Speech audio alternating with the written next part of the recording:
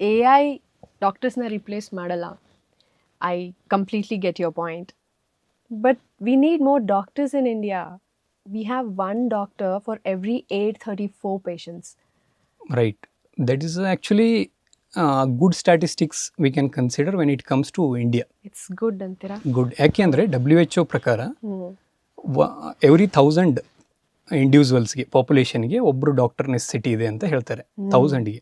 ಹೌದಾ? ಬಟ್ ಇಂಡಿಯಾದಲ್ಲಿ 834ಗೆ ಒಬ್ಬರು ಅವೈಲೇಬಲ್ ಇದ್ದಾರೆ ಅಂದರೆ ಅದು ಒಳ್ಳೇದೇ. ಬಟ್ ಡಿಸ್ಟ್ರಿಬ್ಯೂಷನ್ ಏನಿದೆ ಅದು ಪ್ರಾಬ್ಲಮ್ ಆಗ್ತಿರೋದು. ರೂರಲ್ ಸೈಡಲ್ಲಿ ಕ್ವಾಂಟಿಟಿನೇ ಇಲ್ಲ, ಅಂದರೆ ಡಾಕ್ಟರ್ಸ್ ಅವೈಲೇಬಿಲಿಟಿ ಇರೋದಿಲ್ಲ ಯೂಸ್ವಲ್ ಆಗಿ. ಅದೇ ಅರ್ಬನ್ ಅಂತ ಬಂದಾಗ full quantity but less quality, ಅದಾಗ್ತಿರೋದು ಪ್ರಾಬ್ಲಮ್. ಸೊ ಈ ಮಿಸ್ ಮ್ಯಾಚ್ನ ಸ್ವಲ್ಪ ಬ್ಯಾಲೆನ್ಸ್ ಮಾಡಿದ್ರೆ ತುಂಬ ಹೆಲ್ತ್ ಕೇರಲ್ಲಿ ಇಂಪ್ರೂವ್ಮೆಂಟ್ ಮಾಡ್ಬೋದು. ಓಕೆ, ಸೊ ಯು ಮೀನ್ ಇನ್ನೂ ಡಾಕ್ಟರ್ಸ್ ನೆಸೆಸರಿ ಇದ್ದಾರೆ, ಬಟ್ ನಾವು what is happening is sufficient for India, but distribute ಆಗಿರಬೇಕು ಕರೆಕ್ಟಾಗಿ ಅಂತ ಹೇಳಿ. ಸೊ ಸುಧೀರ್ ಅವರೇ, ಹಿತ್ತಲ್ ಗಿಡ ಮದ್ದಲ್ಲ ಅಂತ ಗಾದೆ ಕೇಳಿದ್ದೀರಾ ನೀವು. ಸೊ ಸುಮಾರಷ್ಟು ಜನ ಬಂದಿರ್ತಾರೆ ನಿಮ್ಮ ಹತ್ರ, ಸರ್ ಜ್ವರಕ್ಕೆ ಇದನ್ನೇನೋ ತೊಗೊಂಡ್ಬಿಟ್ಟೆ, ಇಲ್ಲಿ ಹೋಗಿ ಏನೋ ತಿಂದೆ, ಯಾವುದೋ ಹರ್ಬಲ್ ಏನೋ ಮಾಡ್ಕೊಂಡು ಕುಡ್ದೆ. ಸೊ ಏನು ಹೇಳ್ತೀರಾ ಇದಕ್ಕೆ ನೀವು? ಇದ್ರ ಬಗ್ಗೆ ಮಾತಾಡಬೇಕು ಅಂದರೆ ಅದೇ ಈಗ ಸ್ಪೆಷಲಿ ಆಯುಷ್ ಅಂತ ಏನು ಹೇಳ್ತಿರ್ತೀವಲ್ಲ ನಾವು ಪ್ರಾಕ್ಟೀಸ್, ಅದೇ ಇಂಡಿಯನ್ ಆಯುರ್ವೇದ ಅವೆಲ್ಲ, ಕೆಲವೊಬ್ಬರು ಅದರಲ್ಲಿ ಸಾಕಷ್ಟು ಬಿಲೀಫ್ ಇಟ್ಟಿರ್ತಾರೆ. ಬಟ್ ನೀವು ಯಾವುದೇ ಫೀಲ್ಡಿಂದ ಟ್ರೀಟ್ಮೆಂಟ್ ತಗೊಳ್ಳಿ, ಏನೂ ಪ್ರಾಬ್ಲಮ್ ಇಲ್ಲ. ಬಟ್ ನೀವು ತೊಗೊತಿರೋ ಟ್ರೀಟ್ಮೆಂಟ್ ಅದರ ಮೆಕ್ಯಾನಿಸಮ್ ಗೊತ್ತಿರಬೇಕು. ಅದನ್ನು ತಿಳ್ಕೊಂಡು ತೊಗೊಂಡ್ರೆ ನಿಮಗೆ ಯಾವುದೇ ಹಾರ್ಮ್ ಆಗಲ್ಲ. ಸಾಕಷ್ಟು ಸಲ ನಾವು ಸೋಷಿಯಲ್ ಮೀಡಿಯಾದಲ್ಲೂ ನೋಡ್ತಿರ್ತೀವಿ.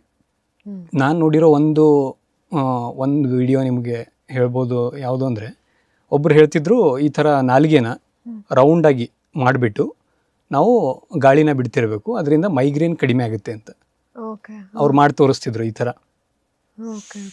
ಈ ಥರ ಮಾಡ್ತಿದ್ರೆ ಅದು ಯಾವ ಮೆಕ್ಯಾನಿಸಮ್ ಅಂತ ನನಗೂ ಐಡಿಯಾ ಇಲ್ಲ, ಅದು ಗೊತ್ತಿಲ್ಲ.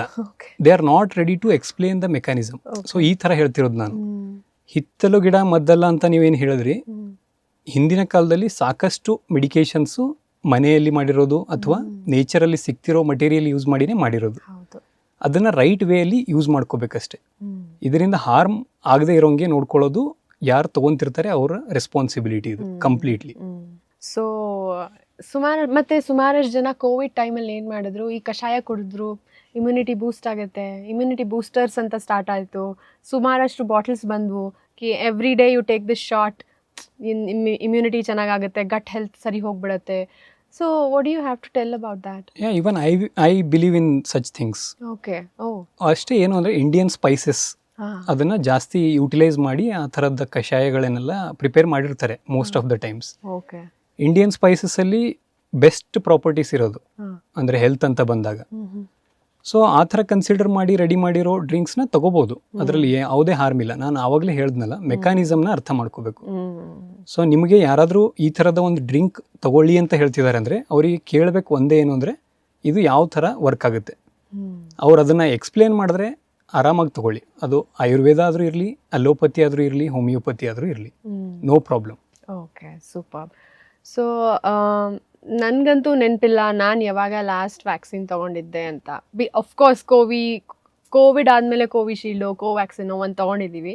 So we got our booster doses and it's done. Before that, once we reach that adulthood, ನಾವು ಯಾವ ವ್ಯಾಕ್ಸಿನೂ ತೊಗೊಳ್ಳಲ್ಲ. Is it true? ಸಾಕು ಮುಗೀತು ಅಲ್ಲಿಗೆ ವ್ಯಾಕ್ಸಿನೇಷನ್ ಅಂತ? ಅಲ್ಲ, ಇಲ್ಲಿ ಅಡಲ್ಟ್ ವ್ಯಾಕ್ಸಿನೇಷನ್ ಅಂತ ಒಂದು ಕಾನ್ಸೆಪ್ಟ್ ಇದೆ. Oh really? Which is totally not visible as in health care system. ಅದು ಏನಾಗುತ್ತೆ ಅಂದರೆ, ಯೂಸ್ವಲಿ ಪೀಡಿಯಾಟ್ರಿಕ್ ಗ್ರೂಪಲ್ಲಿ ವ್ಯಾಕ್ಸಿನೇಷನ್ನ ತುಂಬ ಚೆನ್ನಾಗಿ ವರ್ಕೌಟ್ ಮಾಡಿದ್ದಾರೆ, ಗೌರ್ಮೆಂಟ್ ಆಗಲಿ ಅಥವಾ ಹೆಲ್ತ್ ಕೇರ್ ಸೆಕ್ಟರ್ಸ್ ಅವರು. ಅಡಲ್ಟ್ ವ್ಯಾಕ್ಸಿನೇಷನ್ ಸಾಕಷ್ಟಿದೆ. ಅದನ್ನು ರೈಟ್ ವೇಯಲ್ಲಿ ಗೈಡ್ ಮಾಡೋರಾಗಲಿ ಅಥವಾ ಅದನ್ನು ಪಬ್ಲಿಕ್ ಅವೇರ್ನೆಸ್ ಕಡಿಮೆ ಇದೆ ಅಷ್ಟೇ. ತುಂಬ ವ್ಯಾಕ್ಸಿನ್, ಸ್ಪೆಷಲಿ ಅಡಲ್ಟ್ ಫೀಮೇಲ್ಸಿಗೆ HPV ಅಂತ ಕೊಡ್ತಾರೆ.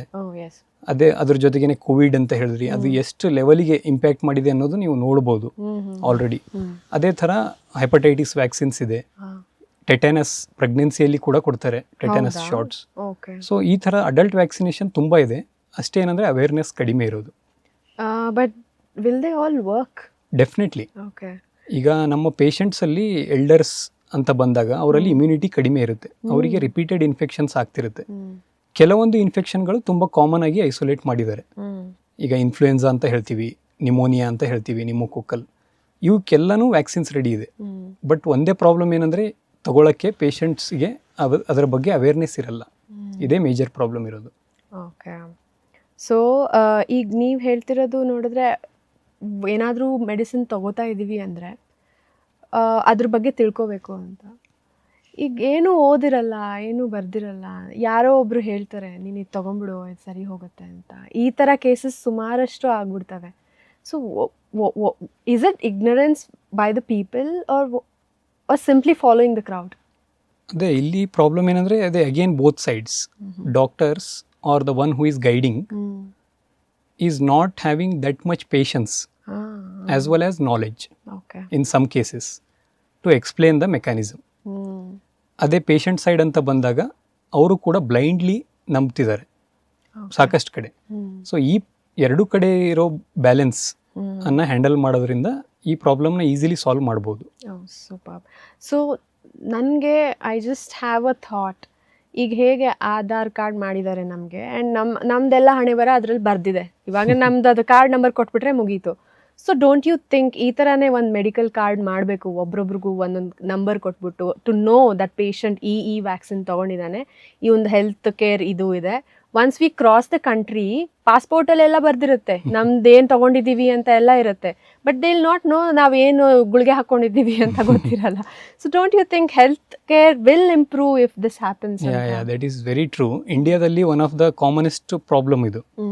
Health record of every individual is not well maintained. Correct, yes. So ಅದರಿಂದ ಸಾಕಷ್ಟು ಸಲ ನಮಗೂ ಇವನ್ ಟ್ರೀಟಿಂಗ್ ಟೈಮಲ್ಲಿ ಡಿಫಿಕಲ್ಟೀಸ್ ಆಗ್ತಿರುತ್ತೆ.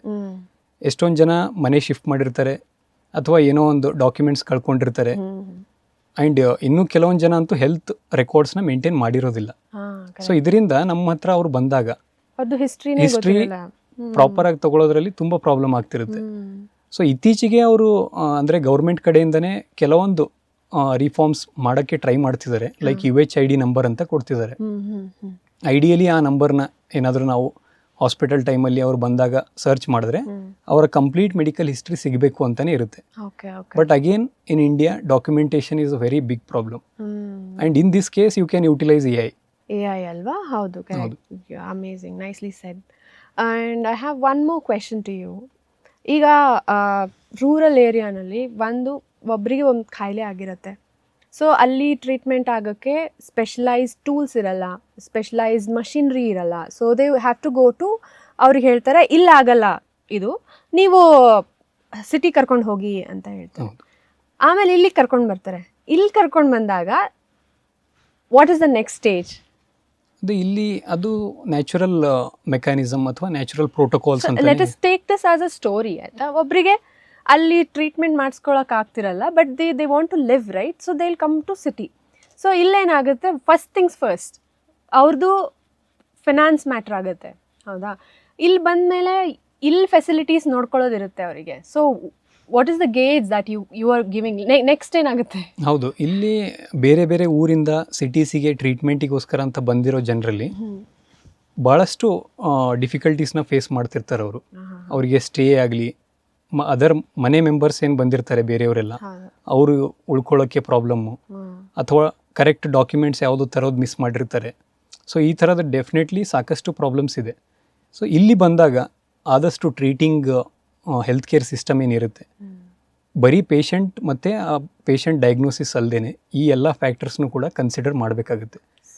ಅದ್ರ ಜೊತೆಗೆ ಆದಷ್ಟು ಮಟ್ಟಿಗೆ ಗೌರ್ಮೆಂಟ್ ಆಗಲಿ ಅಥವಾ ಲೋಕಲ್ ಹೆಲ್ತ್ ಕೇರ್ ಟೀಮ್ ಏನಿರುತ್ತೆ, ಆವಾಗವಾಗ ಜನರಲ್ಲಿ ಅವೇರ್ನೆಸ್ನ ಮೂಡಿಸ್ತಿರಬೇಕು.